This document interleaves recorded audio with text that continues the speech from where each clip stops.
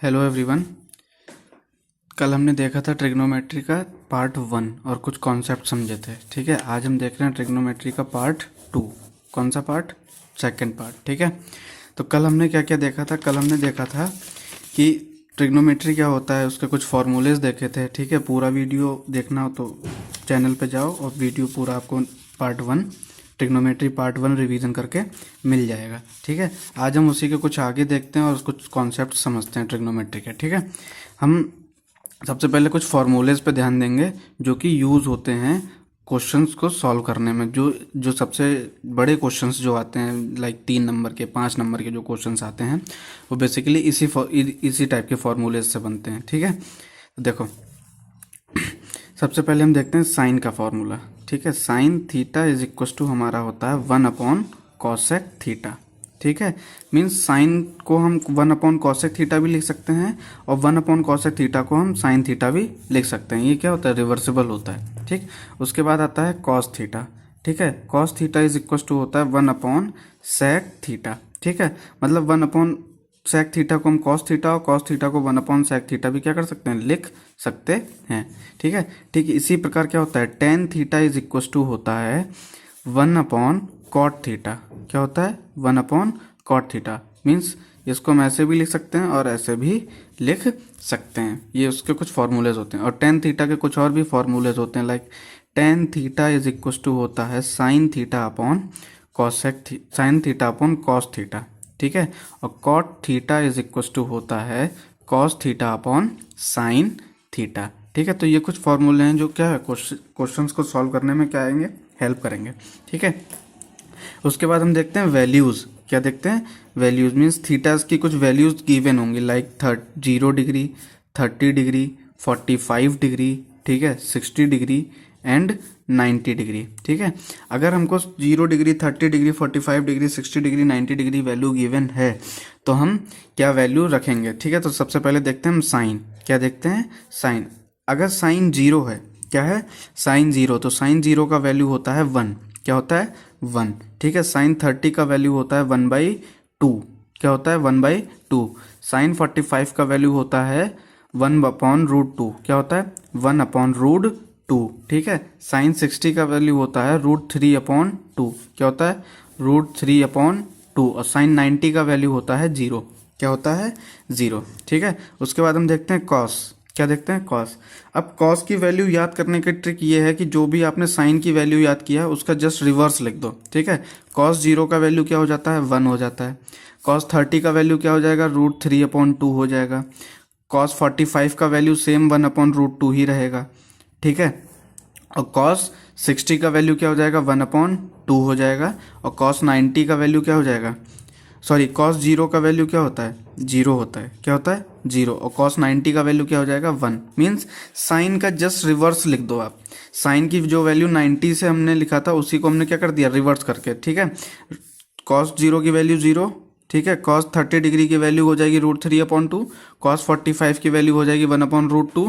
Cos 60 की value हो जाएगी 1/2 एंड कॉस 90 की वैल्यू हो जाएगी 1। उसके बाद आता है हमारा टेन। क्या आता है? टेन। टेन 0 की वैल्यू होती है 0। क्या होती है? 0।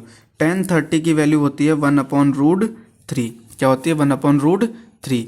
टेन 45 की वैल्यू सबको पता रहता है, ईजी भी है, तो इसकी क्या होती है? 1। ठीक है, एंड टेन 60 की वैल्यू होती है √3 और टेन 90 की वैल्यू होती है इनफाइनाइट, या मतलब अनडिफाइंड, नॉट डिफाइंड। ठीक है, समझे या नहीं? ठीक है, तो एक बार देखते हैं, जरा रिवीजन करते हैं। साइन 0 की वैल्यू 1 होती है। साइन 30 की वैल्यू 1/2 होता है। साइन 45 की वैल्यू 1/√2 होती है। और साइन 60 की वैल्यू √3/2 होती है। और साइन 90 की वैल्यू क्या होती है? 0। कॉस 0 की वैल्यू होती है 0। कॉस 30 की वैल्यू √3/2। कॉस 45 की वैल्यू 1/√2। कॉस 60 की वैल्यू 1/2 एंड कॉस 90 की वैल्यू 1।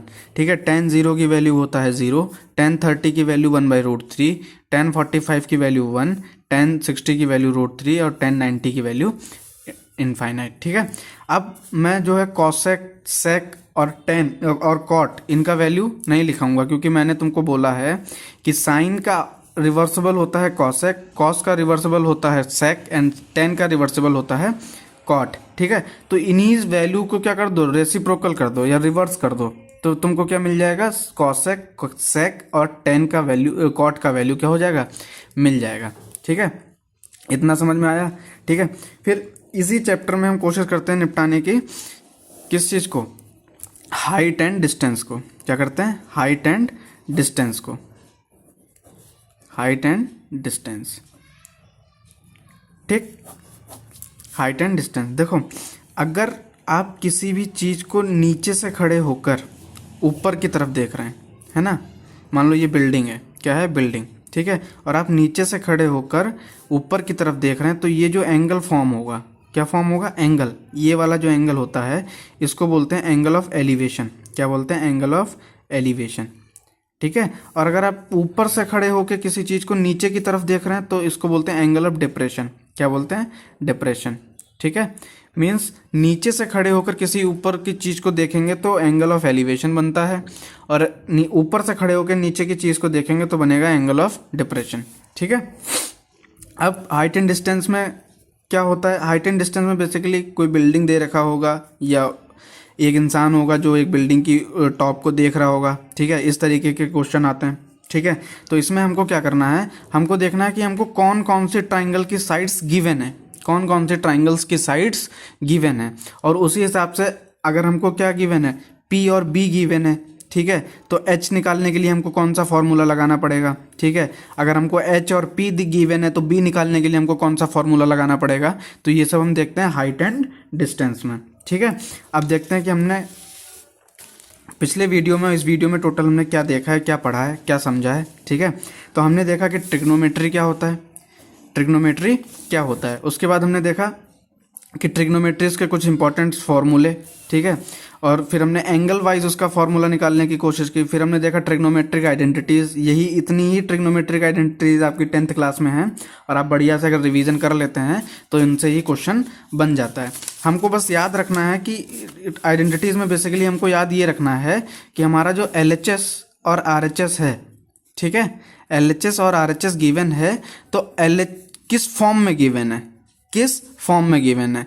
ठीक है, लेट करो कि LHS गिवन है हमारा 10 की फॉर्म में, किसकी फॉर्म में, 10 की फॉर्म में, और RHS हमसे पूछ रहा है साइन की फॉर्म में। इट मीन्स हमको 10 की कौन सी वाली आइडेंटिटी लगानी है, वो वाली आइडेंटिटी लगानी है जो साइन और कॉस में हो, तो हम ये वाली आइडेंटिटी यूज़ करेंगे। तो इस तरीके के फॉर्मूलेस क्या करके यूज़ करके हम क्या कर सकते हैं, ट्रिग्नोमेट्री को सॉल्व कर सकते हैं। और ट्रिग्नोमेट्री को सॉल्व करने का या इजी बनाने का सबसे इंपॉर्टेंट तरीका है इसके फॉर्मूले। क्या, इसके फॉर्मूले। अगर जितनी ज़्यादा फॉर्मूले पे कमांड होगी ट्रिग्नोमेट्री उतनी ही ज़्यादा क्या होती है, ईजी होती है। क्या होती है, ईजी। ठीक है, तो आप बस कोशिश यही करो कि आपको फॉर्मूले याद हों, इनकी जो थीटा की वैल्यूज़ होती हैं उनकी वैल्यूज़ सारी याद हों। ठीक है, और बस इतना याद रखो कि साइन का रिवर्स होता है कॉसेक, कॉस का रिवर्स होता है सेक, और टेन का रिवर्स होता है कॉट। ठीक, तो आपको ट्रिग्नोमेट्री के रिवीजन में बस ये देखना है कि हम फॉर्मूले कितने याद हैं। अगर आपकी फॉर्मूले पे कमांड है, इट मीन्स आपके ट्रिग्नोमेट्री पे क्या रहेगी, कमांड रहेगी। रिवीजन करने से पहले सबसे पहले क्या देखना है, फॉर्मूले ही हमको देखने हैं।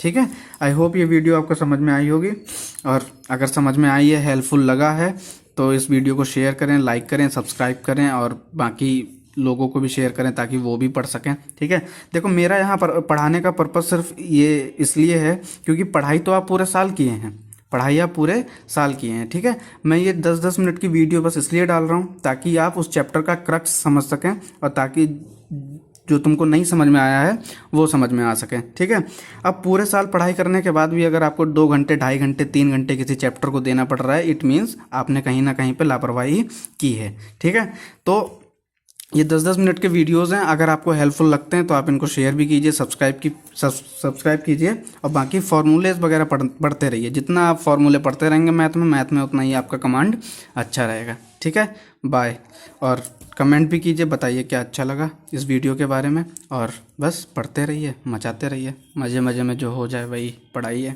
बाय।